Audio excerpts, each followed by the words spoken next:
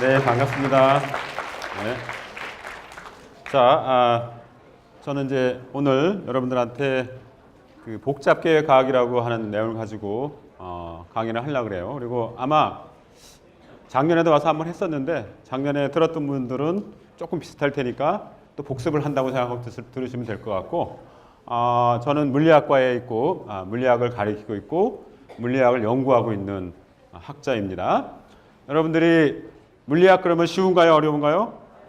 어렵지요. 그래서 이제 이 물리학을 사람들이 굉장히 좀 어려워하고 공부를 안 하려고 그래요. 근데 이제 오늘 여러분들이 이재우 교수의 강의를 들어보시면 꼭 물리가 어려운 것만 아니다. 왜냐하면 우리는 이미 물리 세계에 살고 있어요. 여러분 자체가 물리 세계이고 우리 세상이 물리 세계, 물리의 모든 대상이 되는 것이에요. 그런데 그러한 물리학자들이 최근에 어떤 생각을 또 하고 있는지 그런 것들을 이제 얘기하려고 하고, 자 그러면은 먼저 그 약간의 이제 가끔가다가 수식이 나올 수 있는데 그거는 무조건 무시하시면 돼요. 여기 지금 중학생도 있고 초등학생도 있고 고등학생도 있고 이런 다양한 학생들이 있기 때문에 그런 거 모르는 거는 그냥 무시하시면 되고, 나중에 내가 저런 걸 언젠가는 혹시나 이해할 수 있겠지 그런 생각을 가지시면 되겠어요. 자 그러면은 우리가 지금 굉장히 그 발달된 과학기술 문명의 혜택을 여러분들 누리고 살고 있죠. 그런데 그러한 혜택이 주어진 게 불과 100년이 안 됐어요. 여러분한테. 여러분 어머니나 할머니한테 여쭤보시면은 컴퓨터라든가 핸드폰이라는 거는 50년, 30년, 20년 전에는 컴퓨터는 있었지만 이제 핸드폰 같은 경우는 없었죠. 그래서 우리 인간들이 굉장히 짧은 시간 동안에 서양에서는 이제 17세기 이후, 동양에서는 20세기 초에 들어서, 일본은 좀 앞섰지만 19세기 말에 들어서 이 과학을 갖다가 받아들이게 되고 그걸 통해서 굉장히 그 과학기술 문명을 갖다가 극도로 발전을 시키게 됩니다. 그래서 이제 그거를 빨리 하는 나라가 부강한 나라가 되는 거고 잘 사는 나라가 되는 거예요. 우리나라는 잘 살고 싶죠? 더 부강하고 싶죠? 그러면 여러분들이 결국은 인문사회학 하는 것도 해야 되지만 이 과학적인 그러한 생각도 가지고 있어야 된다 하는 것을 말씀을 드리고 싶어요. 자 그러면은 과학을 공부하다 보면은 두 가지가 있어요. 단순한 거하고 복잡한 게 좀 있는데 좀 한번 얘기를 해볼게요. 현대과학, 현대 문명, 우리가 문명을 이렇게 해가지고 굉장히 잘 살고 있는데 이러한 현대과학의 성공 요인이 뭘까요?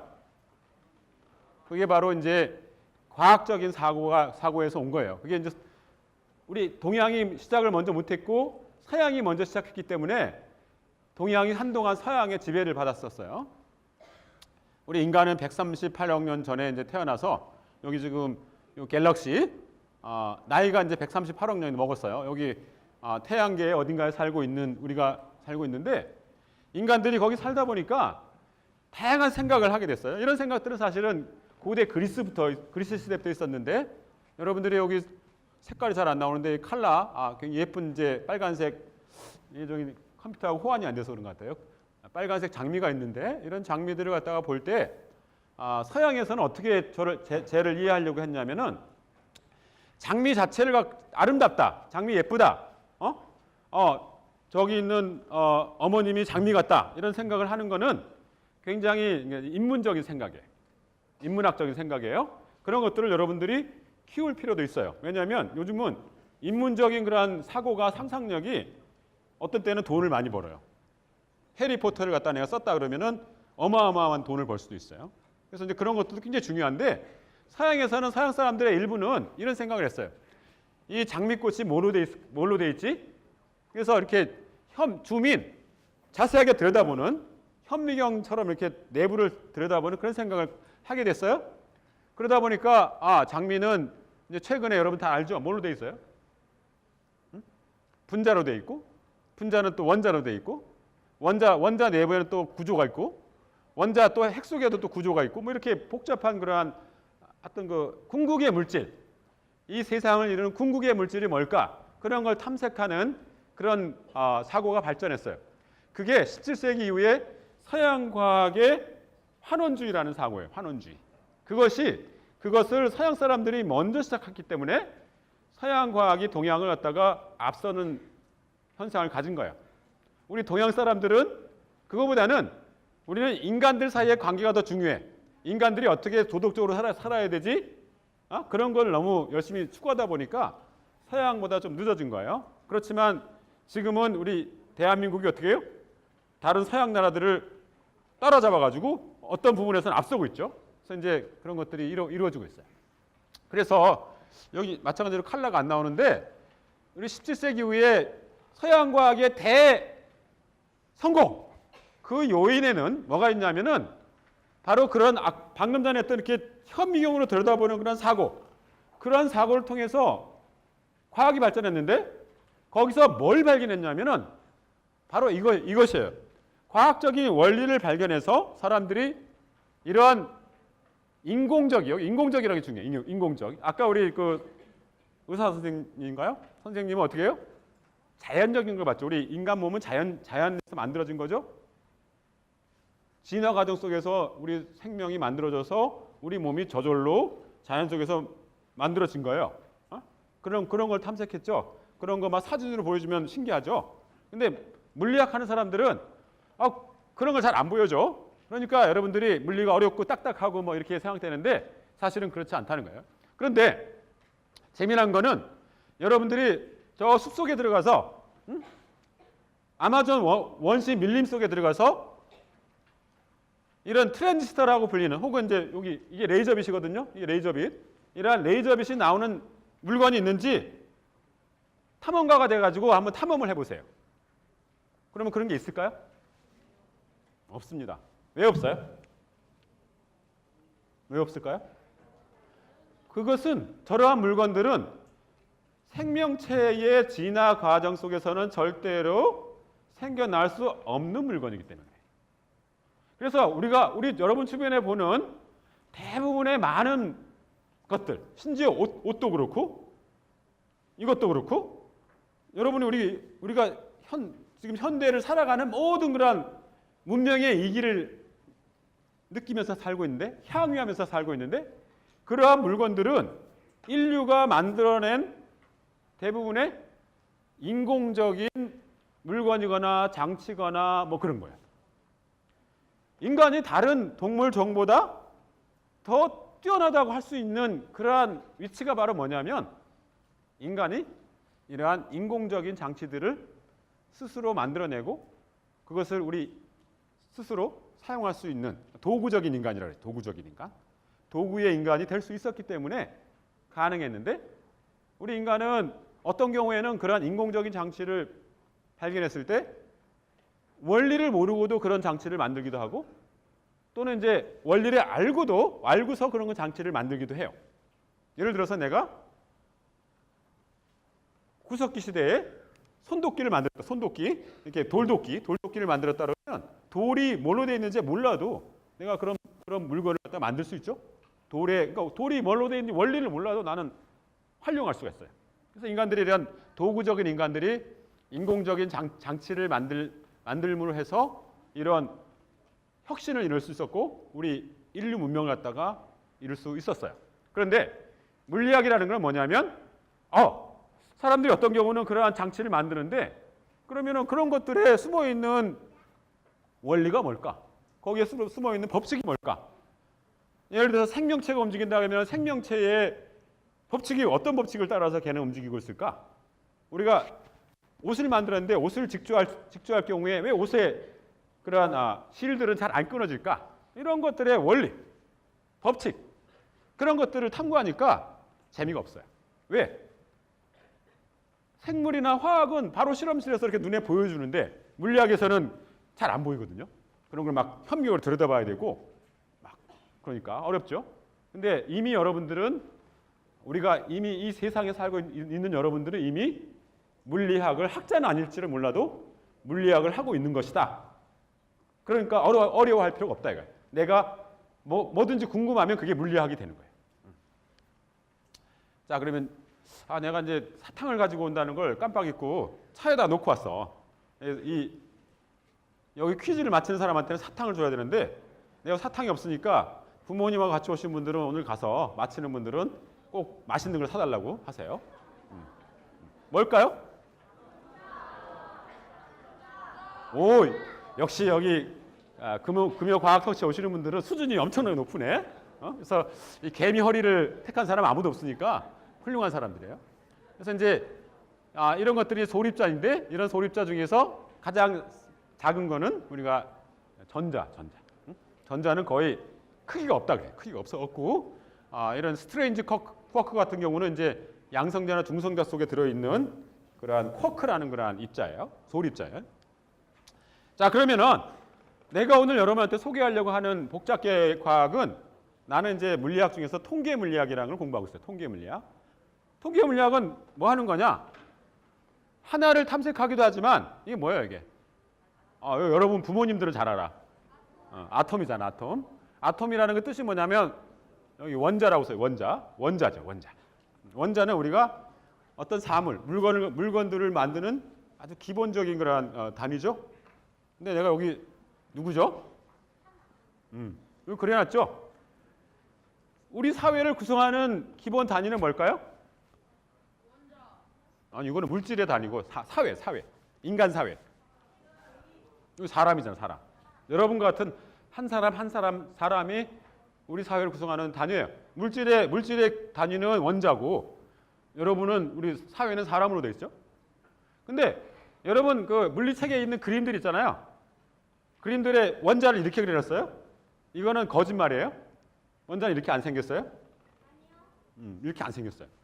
여러분 과학책에 있는 사진을 빼고 손으로 그려져 있거나 이런 그렇게 그려져 있는 거는 다 거짓말이야.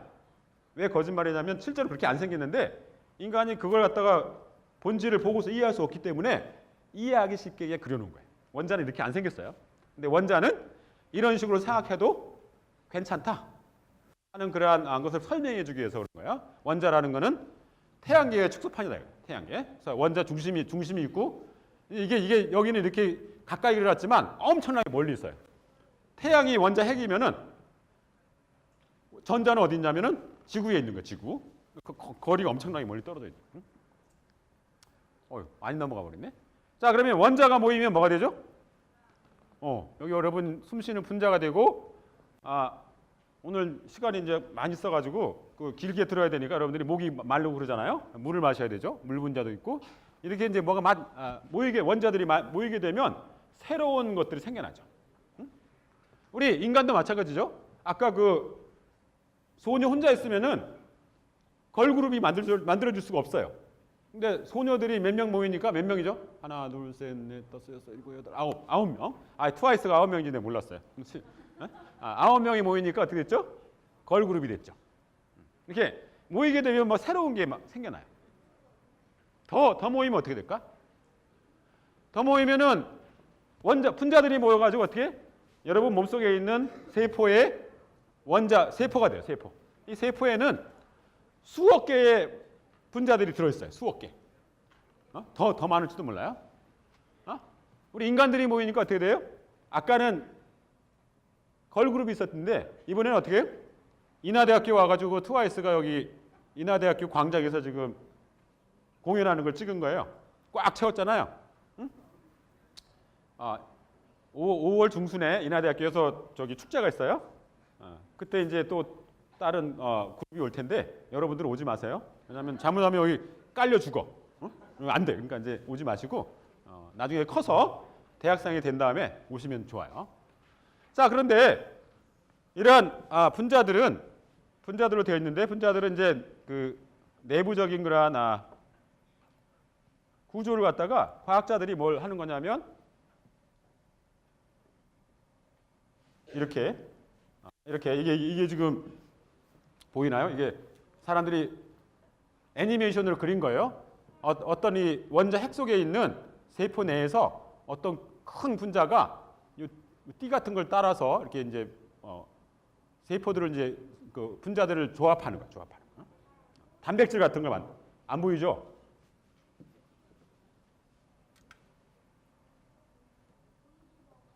안 보여요? 이게 지금 화면이 두 개로 나눠져 있어가지고 이 커서를 갖다가 옮기는 게 쉽지가 않네요.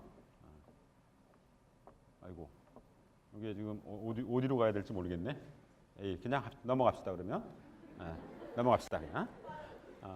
자, 그러면 이제 그다음에 이제 오늘 제가 여러분한테 말씀드리고 싶은 거는 거꾸로 된 세계를 말씀드리고 싶은 거예요. 거꾸로 가는 거. 이렇게 분자들이나 사람들이 많이 모이게 되면 물질 세계가 생기고 뇌가 생기고 생명체가 생기고 인간 사회가 생기고 생태계가 생기는데 이렇게 뭐가 많이 모여 있을 경우에 그것을 보는 관점, 과학적으로 보는 관점, 그걸 갖다 우리가 전일주의라고 그래요. 전일주의. 전일 홀리즘이라고 영어로는 그러는데 그러한 관점으로 세상을 바라보는 관점의 하나에 다는 아니고 그런 관점 중에 하나를 갖다가 설명하려고. 그래서 이제 제가 오늘 말씀드리고 싶은 거는 많이 모이면 어떤 일이 일어날까? 그런 걸 설명하려면은 어떤 과학 체계가 필요할까? 그런 걸 말씀드리고 싶은 거예요. 자, 그러면 많이 모여 있으면은 복잡해져요. 설명하기 어려워요. 우리 인간 사회를 갖다가 한마디로 설명하기 어렵죠. 우리 생명현상, 우리 몸이라는 걸 갖다가 한마디로 얘기하기가 어려워요. 아까 저기 의사 선생님 같은 경우는 심장이나 뭐 이런 거 갖고 얘기했는데 나는 뇌를 연구하고 있거든요. 뇌는 이런 굉장히 복잡한 신경세포들로 얽혀져 있어요. 뭐 그거로만 돼 있나요? 아니죠. 더 많은 복잡한 기관으로 되어 있기 때문에 한마디로 말할 수가 없고 굉장히 어려워요. 자, 그런데 특히 물리학자들, 과학자들은 어떤 걸 탐색하기를 좋아하냐면 그나마 좀 이해할 수 있는 것들이 있는데 그런 세계를 시스템이라고 하는데 그런 걸 중에 뭐가 있냐면은 규칙적인 것과 무질서한 것은 조금 이해하기가 쉬워져요. 예를 들어서 많이 모여 있는데 규칙적인 거 그런 게 뭐가 있냐면 이런 것들이에요. 여기 지금 다이아몬드가 없구나. 이 구조는 다이아몬드 구조는 아닌데 여러분들이 굉장히 비싼 값어치가 나가는 그런 보석 중에 다이아몬드가 있죠. 다이아몬드는 굉장히 원자들이 그 다이아몬드는 뭘로 되어 있냐면 탄소 원자로 돼요. 탄소 원자. 탄소는 여러분이 나무를 태웠을 때 검맣게 보이는 거 그게 탄소로 되어 있어요. 응? 탄소 원자들이 결합이 돼가지고 어떤 규칙적인 구조를 가지고 있는 이런 식으로 탄소 원자들이 굉장히 규칙적인 구조를 갖고 있으면은 그게 다이아몬드가 되는 거예요. 값비싸죠. 근데 잘 안 만들어져요. 아주 고압에서 만들어지니까 아주 멘틀과 같은 그런 지각 내부에서 만들어지니까 희귀하니까 값이 비싼 거예요. 응? 그런데 최근에 물리학자 중에서 이런 구조를 갖다가 만들어낸 걸 냈어요. 이걸 뭐라 그러죠? 역시 우리 저기 과학 터치에 오는 분들은 수준이 높아. 이게 이제 그래핀이라는 구조예요. 이게 탄소인데 탄소 분자들이 이런 평면 위에 깔려 있는 건데 그놈들이 이렇게 벌집 모양으로 육각형을 만들면서 이렇게 있어요. 이 원자하고 원자 사이의 거리는 얼마일까요? 한 3 곱하기 10의 마이너스 10승 메타. 그러니까 0점하고 0이 10개. 10개를 0.0000 10개를 쭉 쓴 다음에 1, 3 이렇게 붙이면은 그만큼 거리에 있는 거예요. 엄청나게 가까이 있어요. 그러면 이건 어떻게 보여요? 이거? 어떻게 보입니까? 이 구조는? 규칙적으로 보이죠?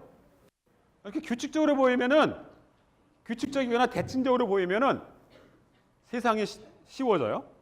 어떻게 쉬워지냐면은 자, 여기는 이제 복잡한 식을 사는데 이거 잊어버리고 이 식이 이제 이것을 물리적으로 설명할 수 있는 식인데 저 식을 어떻게 쉽게 만들 수 있냐면은 이게 대칭성이 있기 때문에 자, 여러분들한테 자, 눈을 감으세요 하고 내가 눈을 감고 있는 상태에서 얘를 갖다가 120도 밖으로 확 돌려놨어요. 그런 다음에 눈 뜬 다음에 눈을 뜨세요 그러고 나서 내가 바꿨을까 안 바꿨을까 물어보면은 여러분들은 어떻게 대답할 것 같아요?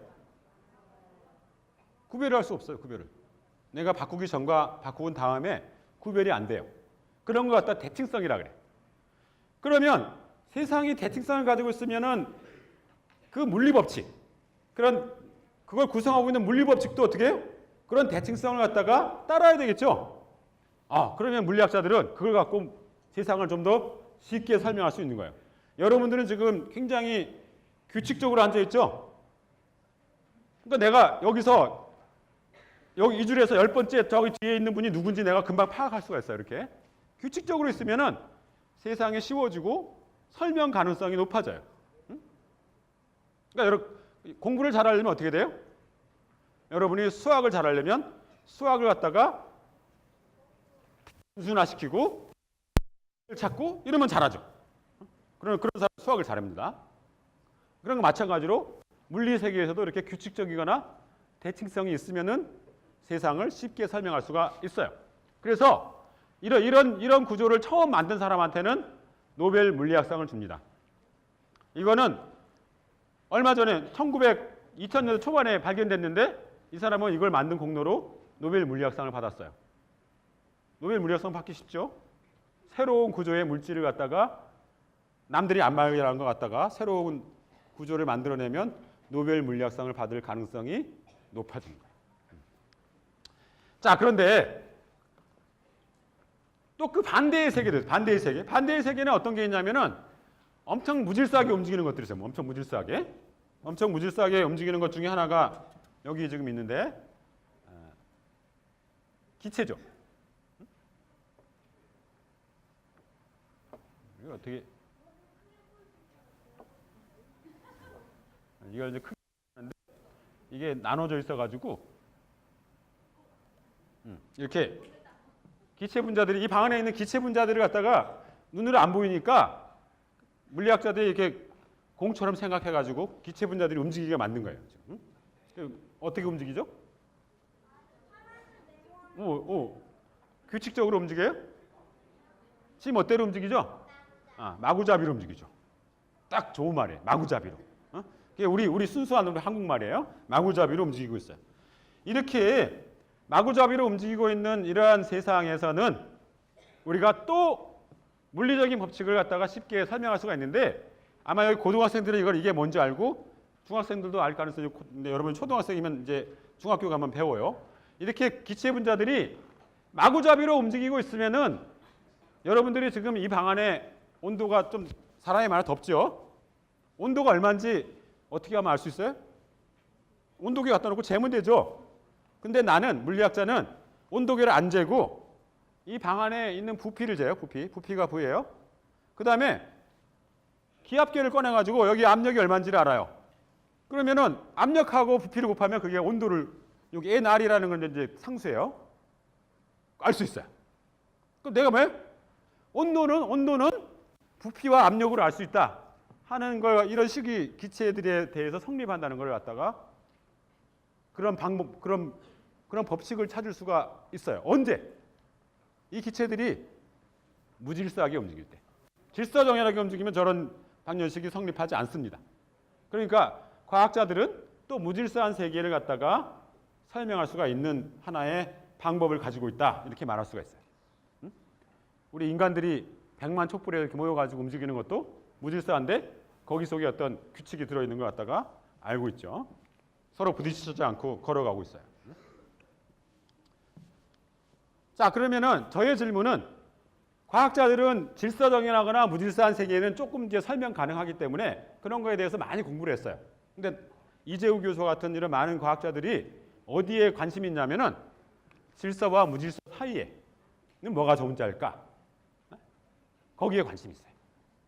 오늘 제가 말하고자 하는 키포인트는 바로 질서정연한 세계와 무질서한 세계 사이에 어떤 게 있고 그런 걸 어떻게 설명할 수 있을까? 거기에는 어떤 규칙이나 뭐 법칙이 있을까? 그런 걸 탐색하는 과학적인 어떤 분야가 존재한다. 여러분들이 21세기에 그런 분야에 가가지고 만약에 과학을 하고 싶을 때 그런 공부를 하게 되면 대과학자가 될 수가 있고 아주 그 훌륭한 과학자가 될 수가 있습니다. 뭐가 있냐면 바로 이러한 복잡계라는 그러한 세계가 있고 그러한 복잡계 현상에는 스스로 어떤 자기 조직화해가지고 구조를 만들어내고 뭐 생명현상이나 사회현상처럼 그런 것들이 자발적으로 생겨날 수가 있어요. 대표적인 것이 우리 사회인데 우리 사회는 대표적인 복잡계예요. 그런데 우리 인간 사회를 갖다가 누가 이렇게 인간 사회를 조직화해서 살으라고 누가 명령했나요? 여러분이 만약에 종교를 갖고 있다 그러면은 하나님이 했다, 부처님이 했다, 뭐 누가 했다고 할 수는 있지만 그거는 그런 종교들은 인간이 있고 나서 생겨난 것들이에요. 우리 인간 사회라는 거는 인간들이 모여있기 때문에 생겨난 구조예요. 자발적으로 생겨난 구조고, 심지어 사람들이 모이니까 어떤 일이 발생했냐면 이런 학교를 만들고 이런 강연을 만들어 가지고 여러분들이 자발적으로 들으러 왔어요. 이런 것도 자발적인 조직화 현상이에요. 누가 강요하지 않았는데도 불구하고 우리 사회가 모여 살기 시작하니까 어떻게 해요? 가정이 생기고 학교가 생기고 이런 것들이 어떤 구조가 회사가 생기고 이런 구조가 저절로 생겨났어요. 그런 걸 갖다가 자기 조직화 현상이라고 해요. 자기 조직화해서 조직화하면 구조와 질서가 생겨나는 것이죠.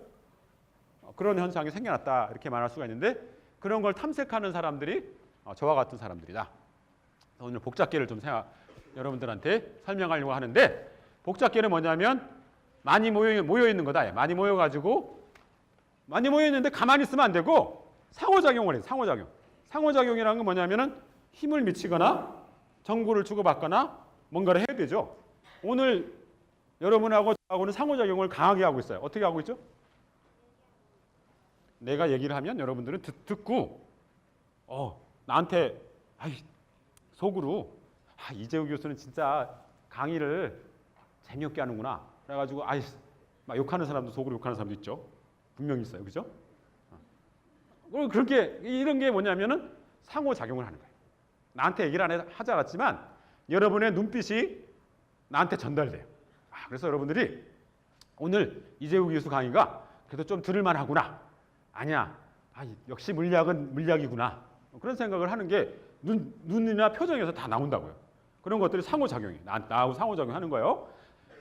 어머님이나 이렇게 부모님이 재밌어하면 안 돼요. 학생들이 재밌어야 되는데. 이런 게 이제 부모님이 재미나 하는 강의는 실패한 강의다. 이재우 교수 실패한 강의를 한 거죠. 학생들이 재밌어야 하는 거죠. 그래서 이제 이러한 새로운 현상이나 질서가 생겨나는 이러한 걸 갖다 우리가 복잡계라고 한다. 그런 걸 탐색할 수가 있다.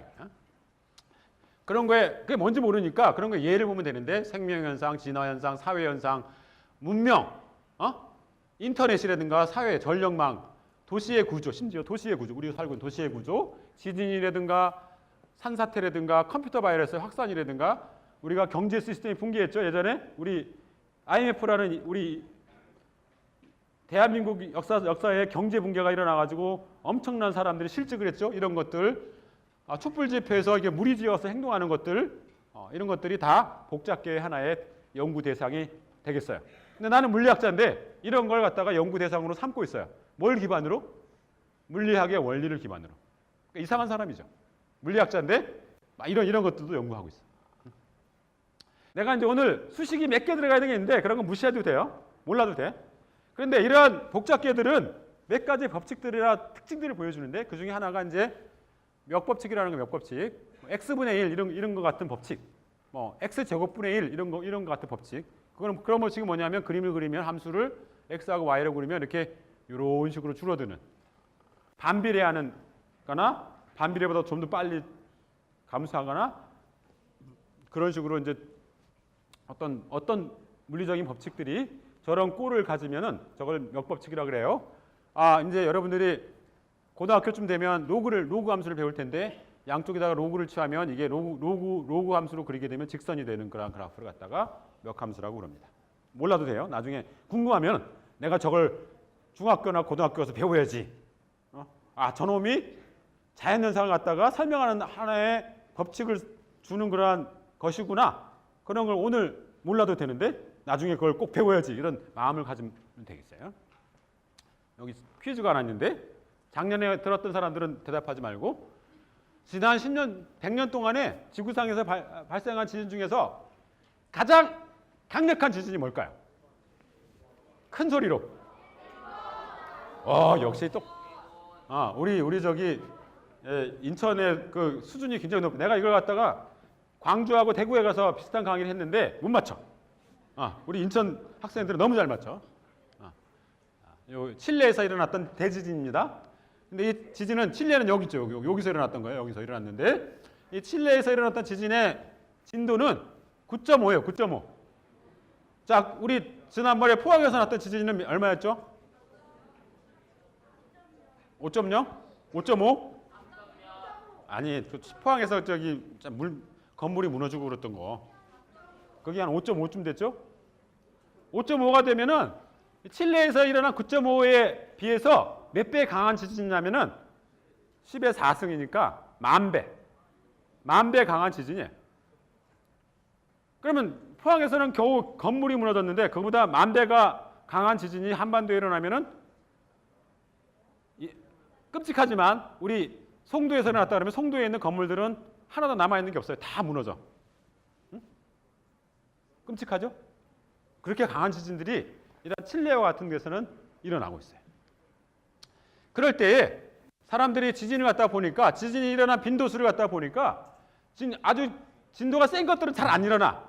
근데 작은 것들은 자주 일어나. 그래서 이 빈도수를 갖다가 그려봤더니 이렇게 방출 에너지의 역수분의 1에 비례하는 것을 볼 수 있어요. 에너지가 크면 잘 안 일어나고 에너지가 작으면은 자주 일어나고. 그래서 이런 법칙이 성립하는 딱 몇 법칙이죠? 몇 법칙? 이런 거 갖다가 우리가 리히터 법칙이라 해요. 리히터 법칙. 여러분이 지구과학을 배우면은 정확한 말로는 구텐베르크 리히터 법칙인데 그냥 우리나라에서는 리히터 법칙이라 해요. 그런데 아직까지도 지진이 이런 법칙을 따른다는 걸 알지만 왜 지진이 저런 법칙을 따라야 되는지 인간들이 이해하고 있지 못해요. 과학자들이 아직도. 신기하죠? 모르는 게 되게 많아요. 두 번째의 그러한 복잡하게 가진 특징 중에 하나는 싱크로니제이션이라는 동기화 현상이에요. 동기화 현상. 자, 이런 게 뭔지 한번 봅시다. 자, 이걸 한번 보고 뭐죠 이게? 잘 보이나요? 이게 뭡니까? 소리가 안 나는데? 소리가 원래 나야 되는데? 이게 뭐죠? 메트로놈이죠? 이건 뭐에다 써요? 박자 맞출 때 쓰죠? 근데 지금 이 5개가 어떻게 까딱이고 있어요? 아까 저기 멋대로 마구 흔들리고 있죠? 자, 그런데 이걸 갖다가 여기 깡통 위에 얹어놨어요. 어떻게 되는지 봅시다. 어떻게 됐죠? 같이 까딱이죠? 같이. 왜 저런 일이 발생했을까요? 바로 동기화 현상이 발생해요. 동기화 현상. 동기화 현상. 또 하나를 볼까? 얘가 뭐죠? 얘. 꽁지에 불이 있는 애. 반딧불이죠? 인천에 반딧불이가 어디 있다 그러는데 아는 사람? 강화도 어디 나 있거나 인천 대공원에도 있다는 말을 들었는데 난 잘 모르겠어요. 한번 찾아보세요. 자, 이런 반딧불이들이 지금 여기 지금 이게 또 안 되겠군요. 이렇게 깜빡깜빡하는 게 보이나요? 불이 깜빡이죠. 이게 지금 반딧불이가 저기 바깥에 있는 나무에 한 수백만 마리가 날아와서 깜빡이는 것인데 그 반딧불이도 어떻게 깜빡이나요? 일정하게 같이 깜빡이죠. 원래는 반딧불이들이 꽁지에다가 불을 달고 있는데 그 불을 갖다가 킬 때 지 멋대로 깜빡깜빡 해야 돼. 그런데 지네들이 어떻게 신호를 주고받아가지고 소위 페르몬이라는 그러한 화학 물질을 분비하면서 서로 상대방을 보는 거예요. 보면서 같이 깜빡여요. 그러면서 이렇게 같은 행동을 하는 걸 갖다가 우리가 동기화, 싱크로니제이션이다 이렇게 불러요. 자, 그런데 우리 인간들도 동기화를 잘 하죠. 한번 해볼까요? 졸립죠? 지금 꽉 막혀가지고 지금 공기가 지금 혼탁하고 날씨가 더우니까 졸립죠? 그러니까 이제 우리 동기화 하는 걸 한번 해봅시다. 자, 그러면 지금부터 여러분들이 각자 자기 나름대로 박수를 한번 쳐볼까요? 박수 시작. 그만. 박수 소리가 어떻게 들렸죠? 마구 들렸죠? 마구 들렸어요. 자, 그런데 이제 내가 신호를 하게 되면 여러분은 이제 박수를 치는데 어떻게 치냐면 옆에 다른 사람들이 박수 치는 걸 듣고서 그 사람들을 한번 박수에 맞추려고 의식적으로 한번 상호작용을 시키는 거죠. 하면서 쳐보도록 하겠어요. 시작. 역시 그만. 역시 우리 저기 인천 우리 저기 학생들은 너무나 훌륭해. 너무 싱크로니제이션 잘 되죠. 이런 게 바로 싱크로니제이션이에요. 동기화예요. 동기화. 이와 같이. 근데 내가 지금 내가 시작만 했지 내가 지휘하지 않았죠. 음악에서는 지휘자가 있어가지고 그 악기를 갖다가 지휘 패턴에 의해서 딱 시키는데 내가 시작이라는 구력만 했지 내가 어떻게 했어요? 규칙만 주고 지휘를 안 했는데 불구하고 여러분들은 스스로 어떻게 해요? 박수 소리를 맞췄죠. 스스로 동기화를 시킨 거예요. 스스로 구조를 만들어낸 것이에요. 이와 같이 이런 것들이 복잡계가 가진 특징이에요. 아까 그 메트로놈이 깡통위에서 상호작용을 하는 순간 동기화가 생겼듯이 우리 인간이 사는 사회 속에서도 여러분들이 어떤 상호작용 그런 것들이 소위 우리 인간 속에서의 관습 내가 지나가다가 사람을 때리면 안 되죠. 그런 게 관습인데 그러한 행동 규칙이 주어지는 순간 우리는 갑자기 사람을 때리거나 그러지 않는 그러한 인간의 행동 패턴을 만들어내는 거예요. 그런 것들이 이제 우리가 알 수 있는데 그런 것들이 자연현상에서도 또 사회현상에서도 생명현상에서도 존재하게 되는 것이에요. 그런 것들의 원리를 찾는 거예요. 왜 저렇게 될까? 궁금하죠? 그런 원리를 갖다 찾아내는 것이 어떤 그런 복잡계의 하나의 연구 대상이 된다 하는 것을 이제 여러분한테 말씀을 드리고 싶은 거예요. 자, 그런데 또 하나 복잡계의 연구 대상 중에 최근에 아주 최근에요. 거의 2000년대 초반부터 우리 과학자들한테 굉장히 많은 관심을 끄는 것 중에 하나가 초연결 사회예요. 우리가 지금 여러분이 핸드폰만 있으면은 지구 반대편에 있는 아르헨티나, 우리나라 정 반대편에 어디겠어요? 아르헨티나가 있어요. 아르헨티나가 있는데 아르헨티나에 있는 사람하고도 실시간으로 연결할 수 있죠. 핸드폰 친구로. 지리적인 거리가 무의미해진 그런 세상이 됐어요. 초연결 사회에 살고 있어요. 자, 그런데 그러한 사회가 그러한 것이 네트워크라 그러는데 네트워크라는 것을 발견한 게 사람들이 불과 20년이 안 됐어요. 20년이 안 됐고 인간들이 스스로 인터넷이라는 구조를 만들어내면서 스스로 만들어낸 구조인데 자, 이런 구조입니다. 자, 이것은 우리 인간 사회가 여기 뭐라고 그랬어요? 스몰 월드, 세상이 좁다라는 말을 하는데 진짜로 세상이 좁다는 것 갖다가 실증한 그러한 실험이에요. 1967년에 밀그램이라는 사람이 미국의 여기 네브라스카라는 아주 시골 동네에다가 뭐라고 300명을 뽑아가지고 소포크로민을 주고서 그 소포크로민은 누구한테 보내는 거냐면 여기 보스턴에 살고 있는 어떤 전혀 모르는 사람한테 전달하고 싶은 그러한 소포크롬이에요. 그리고서 규칙을 어떻게 줬냐면 자, 이 소포크로미를 거기 써 있는 사람, 받는 수취인이라고 되어 있는 사람을 알만한 사람한테 이 꾸러미를 보내세요. 보내면 그 사람이 받고서 다시 우표를 안 붙여도 돼요. 자기 이름을 쓰고 또 받은 사람은 또 그 사람을 알만한 사람한테 또 보내는 거야. 그러면 어떻게 돼요? 자기는 나 같으면 어떻게 하겠어요? 내 친구한테 보내겠죠? 친구가 또 다른 사람한테 보내겠죠? 그래가지고 이 소포크로미가 전혀 모르는 개똥이한테 몇 분 만에 갈까 하는 걸 실험을 했어. 여기 몇 분 만에 갔죠? 다시 하나 시작. 하나 둘 인디애나 갔고 테네시로 갔고 어디죠? 노스캐롤라이나 갔고 펜실바니아 가서 갔죠. 6번 만에 갔죠? 이게 여러분 신기하지 않아요? 너무 빨리 갔죠? 내가 전혀 모르는 개똥인데 6번 만에 간 거야. 자, 이걸 보고서 여러분이 만약에 지금 아직 어른이 안 된 사람도 있지만 청소년도 있고 이제 어른이 될 사람도 있지만 조심해야 된다. 왜 조심해야 되지? 세상이 다 알고 있는 거야. 왜? 6번만 거치면 당신이 누군지 알 수 있어. 그러니까 내가 오늘 SNS에서 쓰는 말도 허튼 말을 쓰면은 몇 사람이 제가 누구지? 몇 사람 6번만 물어보면은 금방 쟤를 아는 거야. 얼마나 무서운 세상에?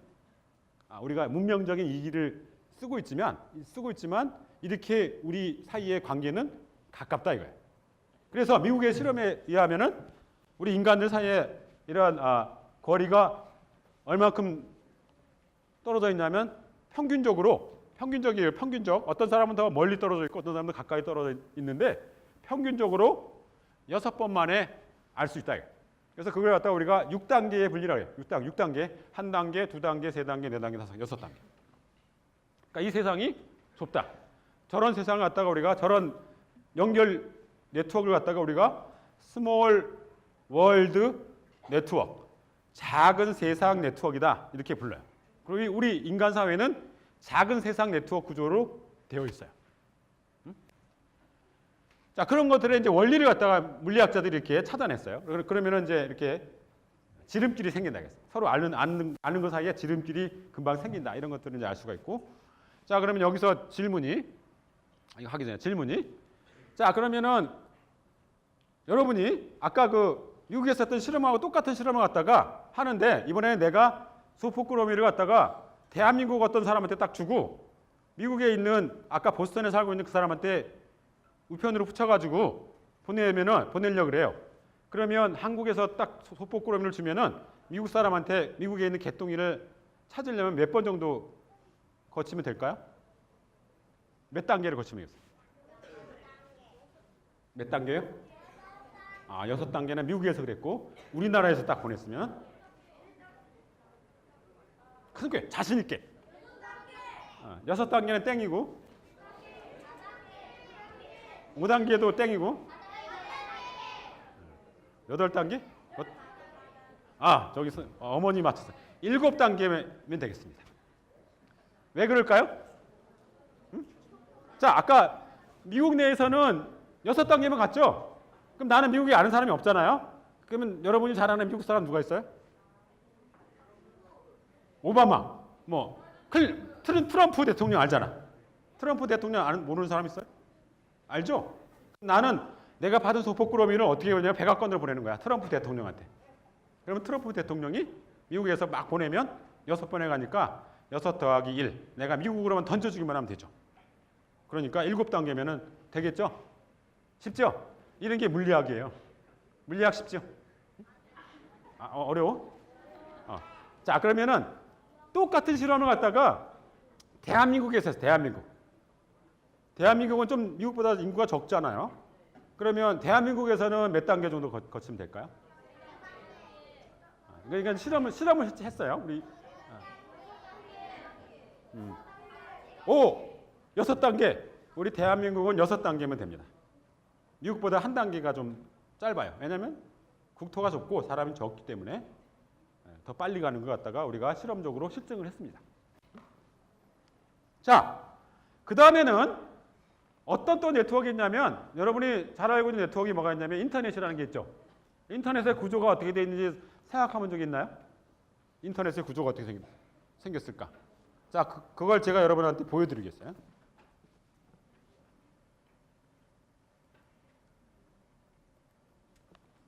자, 인터넷의 구조가 지금 드러나고 있습니다. 어떻게 드러나고 있나요?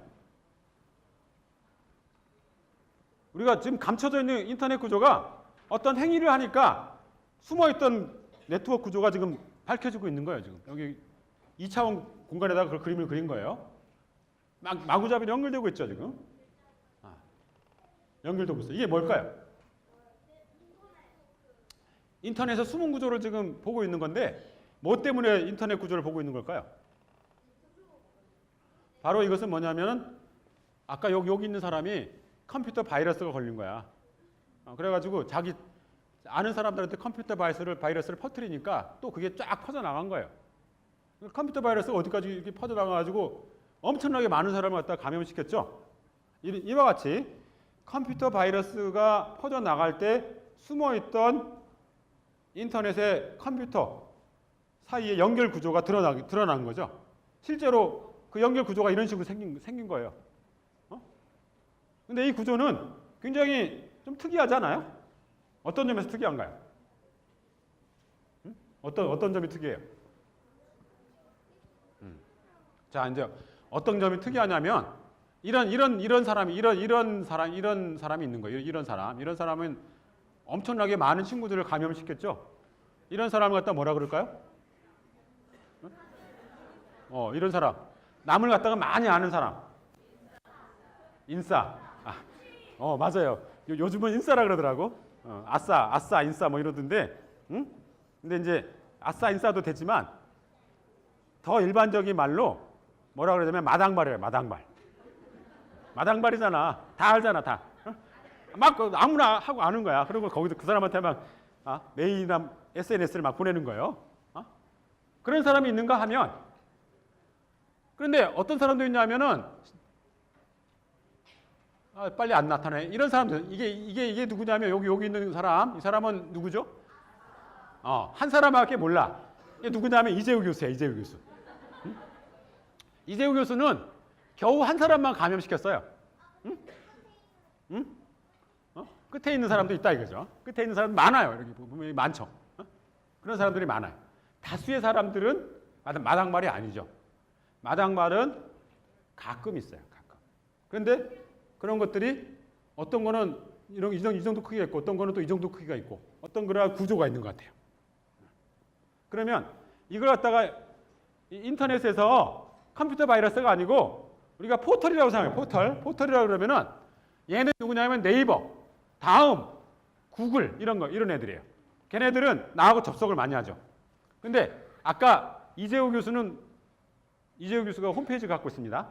근데 여러분들이 이재우 교수 홈페이지를 가본 적이 있나요? 없죠. 들어본 적도 없잖아.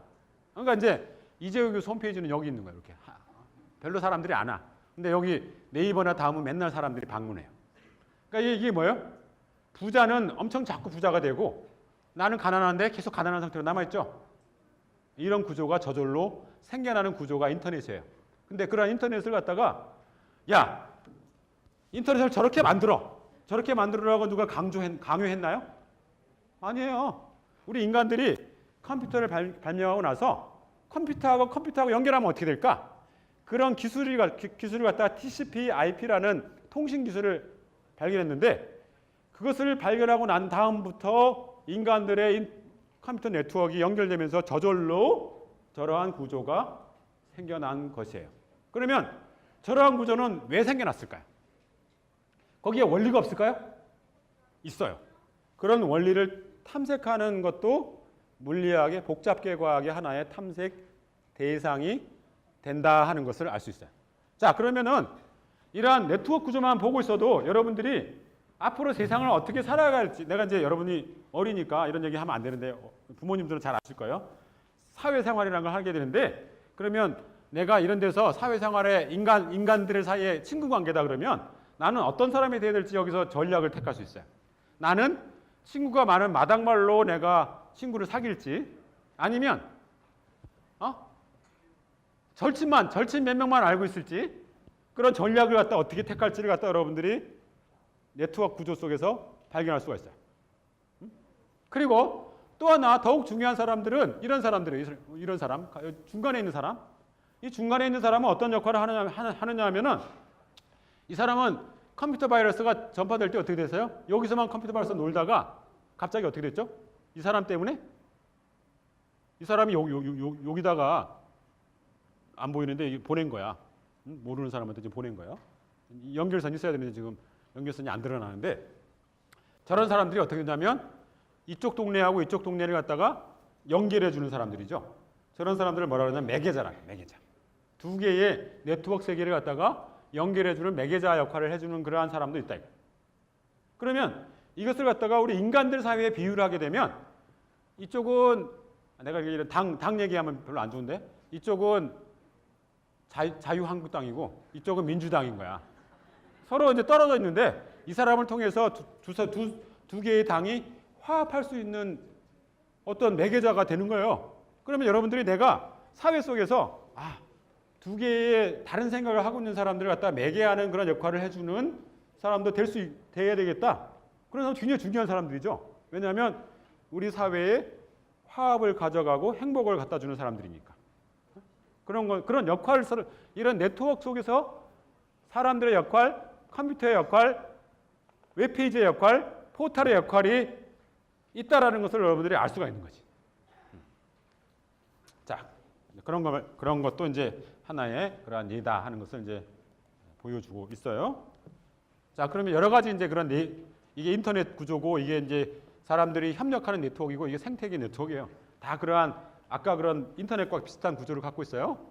이것은 우리가 2016년에 메르스 때문에 벌벌 떨었는데 실제 데이터, 감염된 사람들을 다 그려놓은 거예요. 여기 이 사람이 나머지를 많이 감염시켰어요. 우리가 여러분들이 이 메르스가 퍼지는 걸 방지하려면 어떻게 쓰면 될까요? 이 사람을 격리시켜가지고 치료를 잘 했으면은 이쪽에 있는 사람들은 감염이 안 될 텐데 실패한 거죠.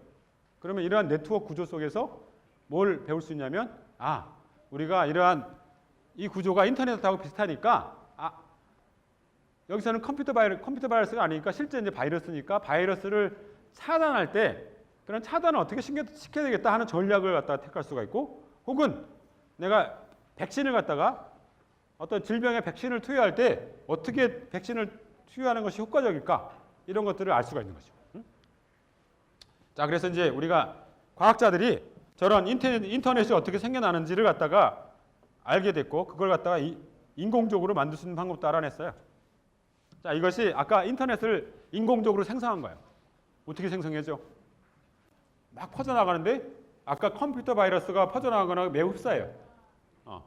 여기 있는 거 얘는 마당발이야.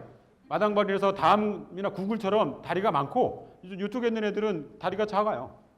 그런 현상들이 발생하는 걸 볼 수가 있는데, 그런 걸 갖다가 설명할 수 있는 원리가 바로 뭐냐면, 바로 우리가 법칙으로 얘기할 수는 없지만 이런 거예요. 부자는 더욱 부자가 된다. 여러분들이 인터넷을 자발적으로 방문할 때 네이버나 다음이나 구글은 가지만 그게 재벌이죠. 부자죠. 근데 이재우 교수는 가난해. 이재우 홈페이지는 방문한 사람이 없어. 팔이 날리고 있어. 그 사람들은 계속 가난한 거죠. 이런 것들이 원리가 되는 것이죠. 또 하나의 복잡하게 가지는 시계가 없어가지고 내가 지금 정확히 얼마가 지났는지 모르겠는데, 얼마쯤 지났죠? 8시가 됐어요 벌써? 큰일 났네. 그러면 이제 지루하면 내가 중간에 다 못하고 그만둘 수도 있어요. 복잡하게 가지는 또 하나의 성질 중에 하나가 뭐가 있냐면, 이러한 혼돈 현상이 존재한다는 거예요. 혼돈 현상. 혼돈 현상은 아마 보니까 강연 중에 어떤 다른 또 교수님들이, 인하대 교수님 중에 한 분이 그쪽을 공학적으로 연구하시는 분이 있는데, 그분의 이제 관점으로도 들어볼 필요가 있는데, 저는 물리학자니까 물리학자의 관점으로 이제 얘기를 해보면은, 이런 사람이 이제 처음 혼돈 현상을 발견했는데, 이 사람의 발견은 뭐냐면, 내가 날씨를 예측하는데, 날씨를 예측하려면은 어떻게 하면 예측이 가능할까 하는 걸 이제 공부하다가 날씨를 예측하는 이러한 방정식을 이제 만들었어요. 그래서 이제 저게 손으로 안 풀려요. 안 풀리니까 1960년도에 아주 열악한 컴퓨터를 이용해서 풀었어요. 그런데 이 사람이 입력값으로 76.8을 집어넣었을 때가 이렇게 됐는데 76.853을 집어넣었어요. 얼마 차이가 안 나죠? 그런 두 개의 아주 가까운 값을 가지고, 이게 뭐냐면 날씨를 예측한 거예요. 이게 내일이라고 그러면 오늘의 입력값을 집어넣어서 날씨를 예측했는데 날씨가 어떻게 해요? 굉장히 다르죠? 안 다른 거. 여기를 보면 굉장히 다르죠. 굉장히 다르죠. 이와 같이 처음에 차이가 조금밖에 없는데 가면 갈수록 그 오차가 점점 커져가지고 예측이 안 되는 거예요. 그래서 이걸 갖다가 뭐라 그러냐면 버터플라이 이펙트라 그래요. 버터플라이. 나비 효과. 왜 나비 효과냐면, 이 사람은 나비의 날갯짓을 안 집어넣은 인풋이고, 얘는 나비의 날갯짓을 집어넣어가지고 기상 예측을 한 거예요. 나비의 날갯짓이 날씨에 얼마나 영향을 줄까요? 여러분들은 별로 안 줄 거라고 생각하죠. 그런데 두 사람의 예측 결과는 여기서 딱 보니까 확연하게 달라졌죠. 그 얘기는 뭐예요? 내가 초기의 값을 갖다가 초기 값을 정확히 모르면 미래를 예측하는 것은 무의미하다는 거예요. 무의미하다. 그런데 우리 인류가 발견한 수학 체계 중에서 여러분들은 어떤 수학 체계를 쓰고 있죠? 자연수, 정수, 분수, 유리수, 실수, 어떤 걸 쓰고 있나요? 어떻게 가장 일반적이에요? 실수의 체계를 쓰고 있죠. 실수. 여러분 수학에서 실수하지 마세요. 응? 나는 이제 실수를 잘하는데, 우리 실수라는 체계를 쓰고 있어요. 이런 소수점 이하 막 이렇게 쓰잖아요. 그런데 우리가 어떤 값을 갖다가 딱 정할 때, 내가 여기 있다라는 걸 알려면은 내 위치를 갖다가 재야 되는데, 이걸 잴 때 위치를 갖다가 저 사람으로부터 내가 몇 미터 떨어졌다는 걸 잴 때 그 값이 실수로 표현돼요. 근데 내 위치를 표현할 때 여러분은 뭐 어떻게 알 수 있나요? 자로 재야 되죠. 자로 잴 때는 그 자의 눈금의 오차 한계 내에서만 측정할 수가 있어요. 그러니까 우리가 뭘 안다라고 하는 것은 항상 실수 체계에서의 오차를 포함하고 있어요. 그런 오차가 있는 상태에서 예견할 수밖에 없는데 이러한 혼돈 현상은 그런 오차가 조금이 들어있으면은 날씨의 예측이 안 된다는 거죠. 그러니까 우리나라 기상청에서 맨날 예보할 때 잘 안 맞아요. 그러니까 여러분이 기상청을 뭐라 그러면 안 돼. 날씨의 원래 일기예보는 그런 거야. 멀리 예측하는 게 너무 힘든 거예요. 왜냐하면 여기에 나비의 날개짓이 일주일 후에 날씨를 정반대로 예측하거든. 나비 날개 예측이 없으면은 맑다 그러는데 나비의 날개짓이 들어가면은 비가 온다고 예측하는 거거든요. 이러한 특징이 존재한다는 것을 갖다가 알 수 있어요. 그래서 예측 불가능성이 존재한다. 그것을 갖다가 여러분한테 단적으로 보여주는 것이 이거예요. 이거. 자, 이게 뭘까요? 이런 걸 뭐라 그럴까요? 그렇죠. 진자죠. 지금 이렇게 생긴 진자는 얘가 여기까지 오는데 걸리는 시간을 잘 알 수 있을까 없을까? 알 수 있죠. 이렇게 규칙적으로 왔다 갔다 하니까. 그런데 중간을 이제 풀어서 팔이 양쪽 다 움직이게 하는 그러한 진자를 만들었어요. 이런 거 갖다가 이중 진자라 그래요. 팔이 두 개인 진자라 그러는데 이 진자의 운동은 어떻게 해요? 다음 순간에 진자의 끝이 어디 있을지 여러분이 예측할 수가 있겠어요? 안 되죠. 이런 진자는 아까 혼돈 현상을 보여주는 그러한 진자예요. 이와 같이 이러한 진자들은 예측 가능성이 거의 없어요. 그래서 이러한 예측 불가능성이 존재하는 그러한 것이 또 복잡계의 하나의 특징이 된다 하는 것을 여러분한테 이제 말씀을 드리고 싶었던 거예요. 시간이 너무 많이 가서 많이 뛰어넘기로 하고 이런 것도 이제 중간을 많이 넘어가겠어요. 넘어가고 여기도 해야 되는데 내가 이제 여기만 하나 보여주고 내가 여러분한테 오늘 여기 이제 미래의 과학자들이 있으니까 미래의 과학자들이 노벨 물리학상을 받을 수 있는 문제를 하나 던져주겠어요? 자, 이게 뭐죠, 이게? 떠 있죠? 초전도체로 써 있잖아, 그지? 써 있는데 얘를 한번 보여줄게요. 얘를 갖다가 얘가 초전도체예요. 얘를 갖다가 지금 안 떠 있죠, 여기. 자석이 밑에 자석인데 여기 자석이 없어가지고 안 떠요. 자, 그런데 얘를 갖다가 지금 뭘 부었죠? 액체 질소를 부어가지고 이 물체를 갖다 얼리고 있어요. 얼리고 꽝꽝 얼리고 있는 거야. 꽝꽝 얼리니까 어떤 일이 발생하냐면 몇 도로 얼리냐면 영하 180도씨로 얼렸어요. 영하 180도씨로 얼리니까 얘가 갑자기 어떤 일이 발생하냐면 일어나라! 안 일어나네? 일어나라! 자, 이렇게 자기 부상이 됐죠. 떴죠? 자기 부상이 됐으면 자기 부상 현상이 생겼어요. 아까 액체 질소를 붓기 전에는 저게 초전도체가 아니어서 자성이 없어요. 자성이 아니었는데 얘를 영하 180도씨로 얼리니까 자석이 됐어요. 근데 어떤 자석이 됐냐면 반자성이 돼요. 반자성. 서로 밀쳐내는 자석이 된 거예요. 강력한 반자성이 된 거예요. 이런 거 갖다 우리가 뭐라 그러냐면 상이 바뀌었다. 상전이가 일어났다. 초전도체가 아닌 물질이 초전도체가 되는 상태가 상전이가 일어났다. 이렇게 불러요. 이것은 마치 뭐하고 같으냐면 여러분이 집에 가서 오늘 라면을 끓여 먹으려고 가스불을 켜고 물을 끓이면은 물이 어떻게 되죠? 액체에서 어떻게 되죠? 수증기가 되죠. 수증기. 바로 그때 상전이가 일어나요. 물에서 수증기라는 상으로 바뀌는 거예요. 이렇게 상태가 바뀌면은 굉장히 다양한 물리적인 성질이 급격하게 변합니다. 그런데 오늘 여러분한테 알려드릴 비밀이 뭐냐면 이게 1987년에 발견됐어요. 1987년. 지금으로부터 몇 년 전이죠? 1987년. 30년이 넘었죠. 그런데 이게 초전도체가 된다는 걸 갖다가 물리학자들이 똑똑하다는 물리학자들이 저게 어떻게 해서 초전도체가 되는지 설명을 못해요. 저도 못하고 저도 그걸 하고 싶어가지고 계산을 해봤는데 안 돼. 근데 이걸 갖다가 처음 만드는 사람은 3년 후에, 이게 1987년에 발견했는데 3년 후에 노벨 물리학상을 받았어요. 저걸 갖다가 처음으로 만들어낸 사람은 노벨 물리학상을 받았는데 저걸 설명할 수 있는 이론을 갖다가 만들면은 노벨 물리학상을 따놓은 당상이야. 아주 알려진 유명한 문제인데 지금까지도 해결이 안 되고 있어요.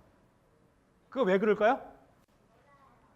고정관념에 우리가 묶여있기 때문에 그래요. 우리 전통적인 물리를 막 공부한 사람들은 맨날 그렇게밖에 생각 못하는 거야. 고정관념이 있으니까 이렇게만 생각해야지. 그러니까 안 풀리는 거야. 근데 여러분들은 얘가 어떻게 해요? 그렇지, 말랑말랑하잖아. 고정관념이 없잖아. 그러니까 여러분들은 앞으로 과학을 공부할 때 선생님이 가르치는 것 갖다가 회의를 하고 비판을 하는 그런 습관을 가져야 돼요. 선생님이 가르쳐준 걸 왜 저렇게 되지? 틀린 것 같은데? 고정관념을 갖지 않는 사람들 중에 있을 거라고, 분명히 이 중에.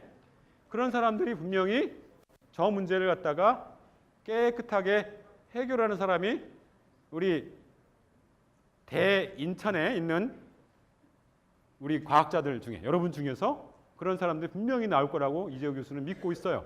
나는 앞으로도 평생 이 문제를 해결해 보려고 열심히 노력할 겁니다. 그렇지만 아마도 잘 못할 것 같아요. 지금까지 못했으니까. 그렇지만 여러분 중에서는 이 문제를 해결하는 사람이 분명히 있을 것이고 그런 사람들이 이 중에서 있으면 나는 가장 행복하다. 그렇게 말을 하고 싶은 것입니다. 자, 그리고 나서 이제 여러분 이제 자료가 많기 때문에 제가 욕심이 많아가지고 원래 많은 자료들을 갖고 왔어요. 그래가지고 사실은 이게 한 2시간 강의를 해야 되는데 못하니까 그냥 쫙쫙 넘어가고 안 넘어가네요. 이거 넘어가기 싫은 모양이네. 뭘 할 거냐면 아까 어떤 선생님이 신장을 얘기했는데 오늘 저는 원래 뇌를 연구하고 있습니다. 뇌에 대해서 잠깐 얘기하고 마치려고 그래요. 자, 여러분이 사용하는 핸드폰의 데이터는 얼마를 쓰고 있습니까?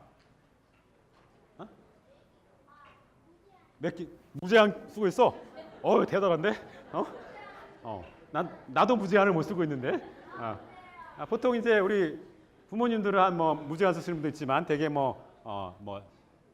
10기가, 3기가, 5기가 이렇게 쓰죠. 기가가 뭐예요? 기가. 모르죠? 여기 써놨어요. 기가라는 거는 10의 9승이라는 거야. 10의 9승. 1하고 짝대기하고 0이 9개 붙어 있는 거야.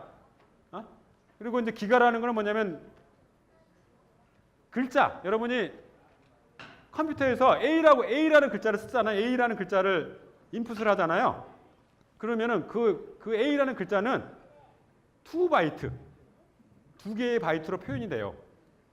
근데 여러분이 쓰는 거는 1기가바이트라는 건 뭐냐면 그런 게 몇 개 있는 거예요? 그런 2기가가 10의 8승계 5 곱하기 10의 8승계 있는 거예요. 그러니까 어마어마하게 큰 사이즈의 데이터를 여러분이 사용하고 있는 거죠. 그래요. 자, 그런데 재미나게도 여기 지금 인간의 뇌를 갖다가 써놨어요. 인간의 뇌. 인간의 뇌는 신경세포가 몇 개 있냐면 0.1 테라계 있어요. 0.1 테라계. 여기 테라라는 게 뭐냐면 10의 12승이야. 10의 12승. 그러니까 10의 11승인 거죠. 10의 11승. 어마어마하게 많은 뇌세포가 있죠. 그리고 신경세포 하나당 10의 4승계의 시냅스가 있어. 시냅스는 뭐냐면 다른 거하고 연결하는 연결점인데 연결하는 점이 10의 4승계 있으니까 총 몇 개가 있냐면 10의 15승계의 시냅스가 있어. 10의 15승계.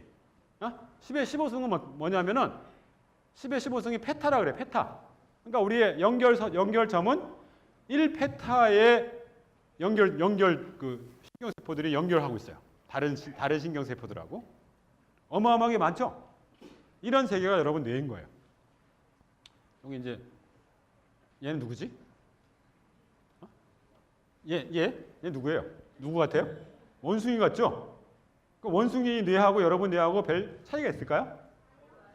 별로 차이가 없어요. 이런 걸로 하면은 원숭이도 이만큼 있고 신경세포 이만큼 있고 시냅스도 이만큼 있어요. 별 차이가 없어요. 그런데 왜 인간은 원숭이보다 더 뛰어나죠? 이걸 갖다가 현대의 과학자들이 전혀 이해를 못하고 있어요. 진화해서 그런 건데, 그런데 이 뇌 속에서 왜 인간의 뇌가 원숭이 뇌하고 다른지 전혀 이해를 못하고 있어요. 내가 여러분들한테 또 하나 던지고 싶은 노벨상. 이 노벨상은 노벨 물리학상이 될 수도 있고 노벨 화학상이 될 수도 있고 노벨 생리의학상이 될 수 있는데, 내가 지금 말한 인간의 뇌가 왜 원숭이의 뇌하고 다를까를 갖다가 과학적으로 설명할 수 있는 사람이 이 속에서 나올 수 있다 그러면은 그 사람은 그걸 설명하기 위해서 물리적으로 접근했으면은 노벨 물리학상을 받을 거고, 그것을 화학적으로 접근해서 설명했으면 노벨 화학상을 받을 거고, 아니면 내가 생물학적으로 의학적으로 접근해가지고 그걸 설명했으면은 그것은 노벨 생리의학상을 받을 거예요. 그러니까 여기 노벨상을 받을 수 있는 문제가 따놓은 당상이 여기 있는데, 그걸 갖다가 어떻게 연구할 건지는 이 뇌는 한 가지 과학으로만 설명할 수 없어요. 물리, 화학, 생물, 의학, 전기, 이게 전기 회로거든요. 전기, 공학, 재료, 물질로 됐으니까 생체 재료, 이런 모든 다양한 과학이 합쳐져 가지고 되는 융합적인 학문 세계예요. 뇌는 대표적인 융합 학문의 세계예요. 이런 세계를 여러분이 탐구를 해서 거기에 대한 답을 갖다가 낼 수 있으면은 또 다른, 우리나라가 노벨상 못 받는다고 걱정할 필요가 없는 거야. 그래서 이런 데도 여러분들이 할 수가 있다. 그런데 이제 제가 뭐 이렇게 인간의 뇌는 이런 전기 회로로 설명할 수 있다 뭐 그런 게 있어요. 뭐 이렇게 이제 인간의 뇌가 이렇게 연결되어 있다는 것도 알아놨고, 그런데 이제 마지막으로 제가 여러분한테 던지는 질문 하나만 던지고 강연을 끝날까 그래요. 자, 그러면 어떻게 던지는 질문이냐면, 자, 여러분의 뇌는 질서정연하게 동작할까요? 아니면은 무질서하게 동작할까요? 아니면 이도 저도 아니고 질서정연하지도 않고 무질서하지도 않을까요? 답이 뻔하죠? 오늘 내가 아까 뭐라고 했어요? 시작할 때? 나는 질서와 무질서의 중간에 있는 복잡계를 공부하고 있는 사람이니까 대표적인 이 뇌가 복잡계라 이거야. 그래서 뇌는 질서정연하지도 않고 무질서하지도 않고 그 어중간한 상태로 동작하고 있어요. 자, 그러면은 이재호 교수가 왜 우리의 뇌는 질서정연하지도 않고 무질서하지도 않을까 하는 것 갖다가 금방 여러분한테 입증할 수가 있어요. 뭐 이렇게 과학적으로 설명 안 하고도 그걸 말할 수가 있는데, 어떻게 말할 수 있냐면, 첫 번째, 우리의 뇌는 질서정연하지 않다. 우리 신경세포들은 뭐하고 똑같으냐면은 저기 있는 전구랑 비슷해요. 전구가 있는데 전구가 지금 여기는 다 켜 있죠. 신경세포들은 전기 신호를 받으면은 얘가 어느 정도 이상 되면은 갑자기 켜져 가지고 옆에 있는 친구들한테 전기 신호를 줘요.